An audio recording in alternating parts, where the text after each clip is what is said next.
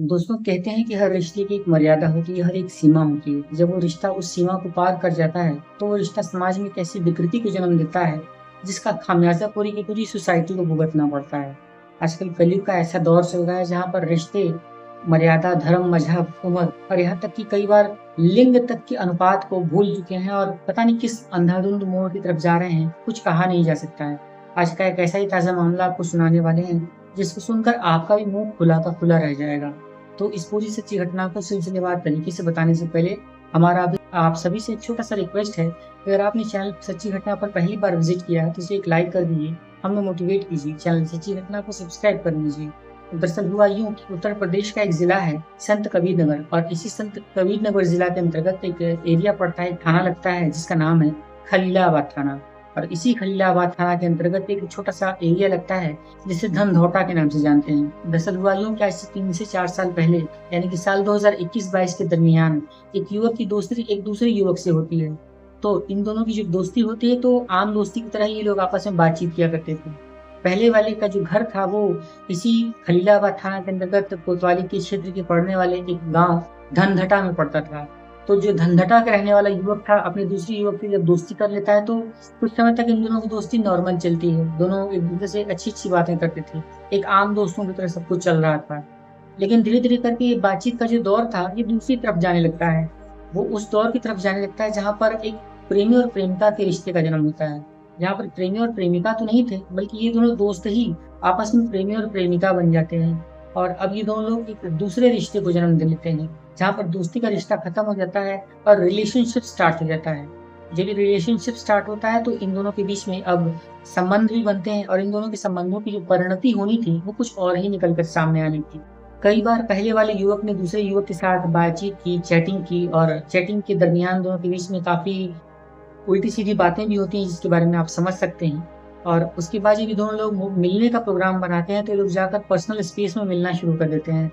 इन दोनों के बीच में आपसी रज़ामंदी से ही काफ़ी बार संबंध भी बनते हैं और इन संबंधों का जब दौर चलता है तो कुछ कहीं दिक्कत नहीं होती, सब कुछ बढ़िया तरीके से, सही तरीके से ही चल रहा होता है।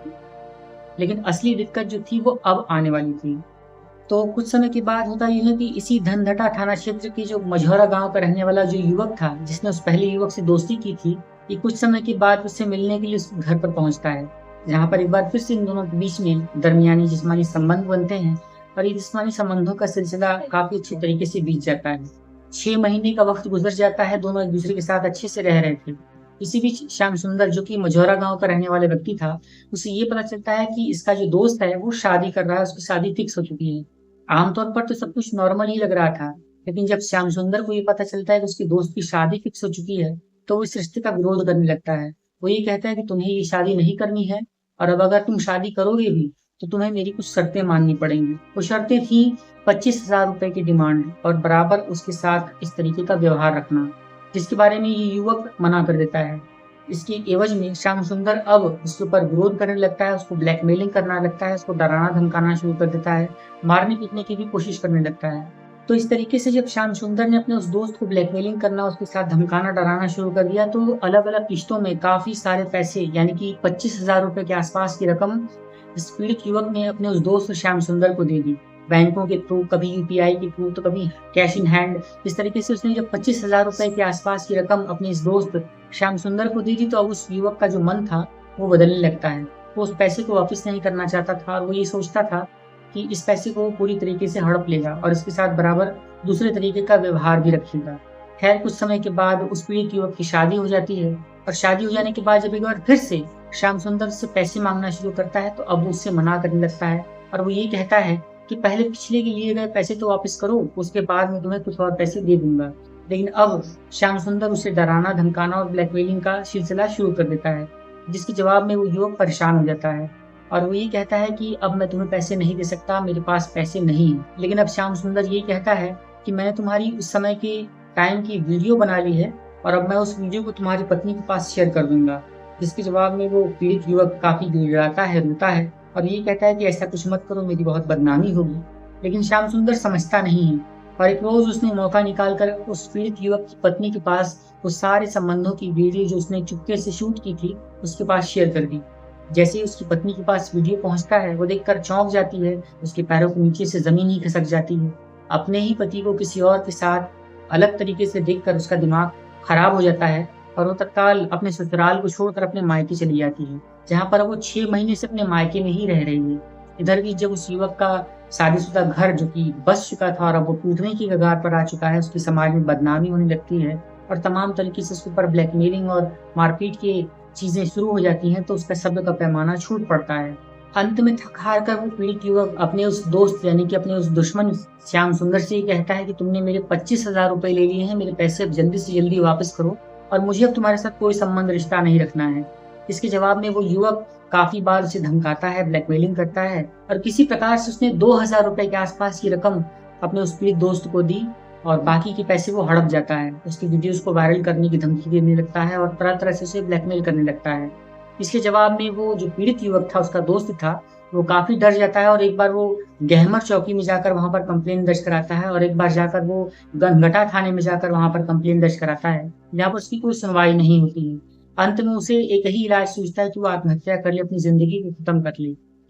लेकिन एक बार फिर से उसे कहीं न कहीं से कोई उम्मीद लगती है, एक बार फिर से मन में कोई आस जगती है और वो चुपचाप जाकर एक बार फिर से थाने में कंप्लेंट दर्ज कराता है, जहाँ पर थाने में उसकी कंप्लेंट सुनी जाती है। शिकायत दर्ज कर ली गई है। एफआईआर दर्ज करने के बाद अब उस पीड़ित युवक के साथ न्याय करने का पूरा भरोसा जताया जा रहा है।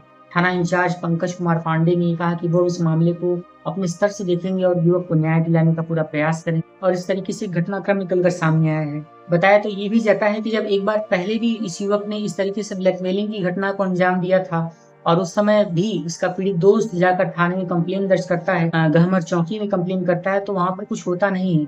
लेकिन जब थाने में जाता है तो वहाँ पर उसे बुलाया जाता है और श्याम सुंदर वहाँ पर जाकर माफ़ी माँगता है, लिखित राज़ीनामा करता है और वो ये कहता है कि अब वो दोबारा ऐसी गलती नहीं करेगा, इसे परेशान नहीं करेगा, इसके साथ कोई अभद्रता जैसी व्यवहार को नहीं करेगा। लेकिन कुछ समय बीतने के बाद एक बार फिर से वही सारा सिलसिला शुरू होने के बाद इस युवक के मन में एक डर बैठ जाता है और आत्महत्या के बुरे ख्याल आने लगते हैं और अंत में जाकर वो किसी प्रकार से कंप्लेंट दर्ज कराता है, शिकायत दर्ज कराता है। एक एफआईआर लॉन्च कर ली गई है और अब देखना ये है कि आगे इस मामले में क्या कार्यवाही होती है। क्या उस पीड़ित युवक का घर बस पाता है या फिर श्याम सुंदर के हाथों एक बार फिर से इससे ब्लैकमेलिंग का शिकार होना पड़ता है, इसकी ज़िंदगी चली जाती है या फिर आगे अब जो भी होता है, पुलिस इस मामले में जो भी कार्रवाई करती है, हमें पता चलते ही हम आपको इस बारे में ज़रूर अपडेट करेंगे, सूचना ज़रूर देंगे। तो दोस्तों, इस पूरी सच्ची घटनाक्रम को सुनाने का उद्देश्य किसी का भी दिल दुखाना या किसी को भी परेशान करना नहीं है। दरअसल ये जो ताज़ा मामला अभी निकल कर सामने आया है, वो ये बताता है कि हमारा जो अनैतिक संबंध होता है, हमारा जो समाज की दृष्टि से सही संबंध नहीं होता है, अगर वो बन जाता है, तो वो किस तरीके के परिणाम हमारे सामने लेकर आ सकता है। आगे इस तरीके की सोशल मीडिया की जो दोस्ती होती है या फिर इस तरीके के जो रिश्ते होते हैं जिनमें विश्वास कहीं नहीं टिका होता है, जिनमें प्यार कहीं नहीं होता है, ज़रूरत और मतलब और हवस का रिश्ता बना हुआ कितने समय तक टिक सकता है, आप खुद ही समझ सकते हैं। तो आप इस मुद्दे पर क्या कहना चाहते हैं, कमेंट करके अपनी राय और अपने विचार आप हमें ज़रूर बताएं। और अगर आपको आज की वीडियो अच्छी लगी है तो इसे एक लाइक करते हुए चैनल सच्ची घटना को सब्सक्राइब कर दीजिए, बेल आइकन को ऑल पर सेट कर लीजिए और हमें मोटिवेट कीजिए ताकि हम आपके लिए एक नई वीडियो लेकर शीघ्र आ सकें। और एक नई वीडियो लेकर एक नई सच्ची घटना के साथ हम अनुराग आपसे फिर मिलते हैं। तब तक के लिए आप सभी अपना अपना ख्याल रखें और अपने आसपास के माहौल पर नज़र बनाए रखें। दोस्तों, ताज़ा मामला जो उत्तर प्रदेश के संत कबीर नगर जिला के अंतर्गत पड़ने वाले इसी धनधटा थाना क्षेत्र के इस मझौरा गांव से आया है, इसके बारे में सब लोगों की आंख और कान खुल चुके हैं और सब लोग इस मामले में बहुत ही अचरज भरी नज़र से देख रहे हैं कि हमारे लोकल एरिया के समाज में भी किस तरीके के रिश्ते पनपने शुरू हो चुके हैं, जिनका कोई अंत नहीं होता है, जिनकी कोई मतलब नहीं होती है, लेकिन फिर भी इस तरीके के रिश्ते जाने कैसे पश्चिमी सभ्यता का एक देन हो चुके हैं या फिर समाज की सोसाइटी का एक दूसरा चेहरा निकल कर सामने आ रहा है, लोग समझ नहीं पा रहे हैं। तो एक नई वीडियो लेकर आपसे फिर मिलते हैं। तब तक के लिए हमें आज्ञा दीजिए। धन्यवाद।